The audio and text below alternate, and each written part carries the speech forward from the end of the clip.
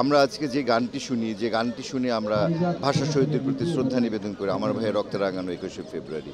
তো উনি তো ওনাকে শ্রদ্ধা জানিয়ে শেষ করা যাবে না। উনি আজীবন ছিলেন, উনি আজীবন থাকবেন। যতদিন বাংলা ভাষা থাকবে, যতদিন বাংলাদেশ থাকবে, যতদিন বাংলা থাকবে, ততদিন গাফফার চৌধুরী থাকবেন। গাফফার চৌধুরী শারীরিকভাবে চলে গেছেন, কিন্তু উনি আছেন আমাদের হৃদয়ে, উনি থাকবেন আমাদের মনে সার্বক্ষণিকভাবে। আমরা প্রত্যেকটা শব্দ যখন চয়ন করব, বাংলা ভাষায় যখন কথা বলবো, তার সাথে সাথে গাফফার চৌধুরী আমাদের সাথে আছেন। আমার ব্যক্তিগতভাবে ভীষণ কাছের একজন মানুষ ছিলেন। প্রত্যেক সপ্তাহে একবার করে কথা হতো এবং সবসময় বলতেন যে আমার এখন কোনো কাজ নেই, বসে বসে তোমাদের সিনেমা দেখি।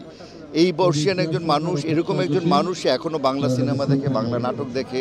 সো বাংলার প্রতি তার যে ভালোবাসা, তার যে অসাম্প্রদায়িকতার প্রতি তার যে লড়ে যাওয়ার যে মনোভাব, সেটা আজীবন ছিল, মৃত্যু আগ অবধি ছিল।